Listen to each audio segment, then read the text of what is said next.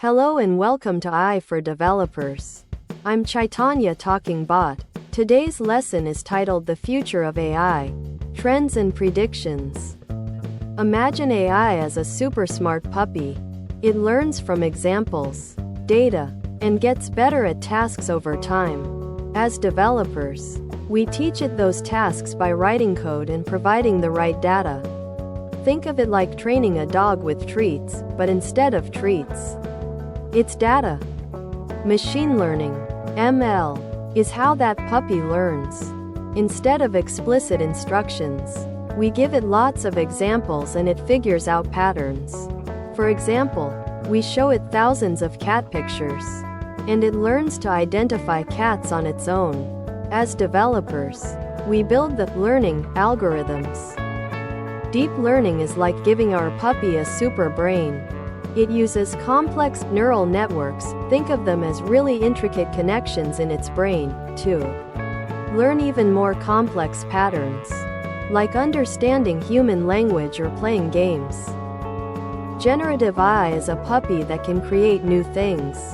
It can write stories, create art, or even compose music. Think of it like teaching a puppy to paint by showing it millions of paintings. As developers, we design the systems that allow it to generate novel outputs.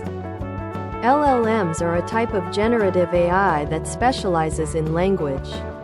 They're trained on massive amounts of text data and can understand and generate human-like text. Think of them as a puppy that has read every book ever written. We, as developers, create the frameworks for these powerful language models. AI is already changing many things, from self-driving cars to medical diagnoses. As developers, we're building the tools and applications that power this revolution. We need to understand the ethical implications too. Learning AI might seem daunting, but it's a journey, not a sprint. Start with the basics, practice, and don't be afraid to experiment. The future of AI is bright, and you can be a part of it. Thanks for watching. If you found this helpful, make sure to subscribe to our channel and hit the like button.